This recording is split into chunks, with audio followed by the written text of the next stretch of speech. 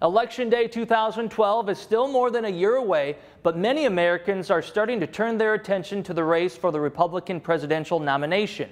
That means they're turning their attention to Iowa, the first state in the nation to hold a presidential caucus. This week alone, Iowans hosted President Barack Obama and several Republican challengers, including U.S. Senator Rick Santorum and U.S. Representative Ron Paul. Sarah Palin, who hasn't announced a bid, visited Pella on Tuesday. Also on Tuesday, a Tea Party bus made a stop in Oskaloosa. CRI's Matt Freeman reports the activity as a sign of things to come.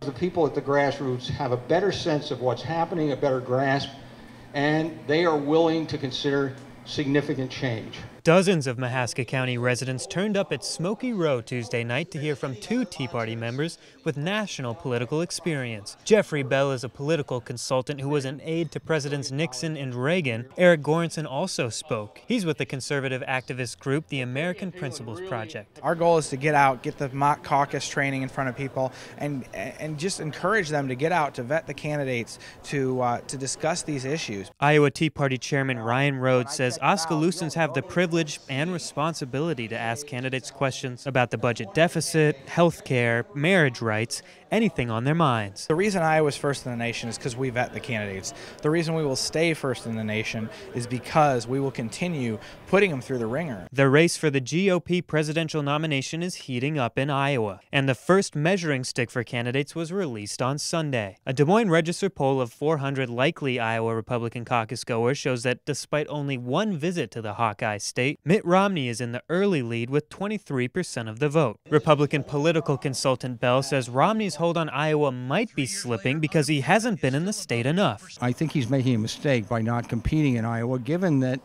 people start out with goodwill toward him. In a close second is Michelle Bachmann, who announced her candidacy in Waterloo on Monday. We cannot afford 4 more years of Barack Obama. Restaurant mogul Herman Cain received 10% of the vote. He's already made 32 appearances in Iowa this year. Other candidates like Newt Gingrich, Ron Paul, and Tim Pawlenty failed to get into the double digits. Rick Santorum was supposed to be in Smoky Row on Tuesday, but he didn't attend due to a scheduling conflict. And he's not the only one to skip Oskaloosa. Despite stops in neighboring Pella and other areas in central Iowa, so far in 2011, no candidates have come to Mahaska County. This map shows all of the spots the presidential hopefuls have been to in Iowa so far this year, something the county's Republican chairman Mark Dolan expects to change soon. I believe that Oskaloosa and Mahaska County is a very conservative county, and there will be a lot of people here that will go vote in the caucuses as well as the straw poll.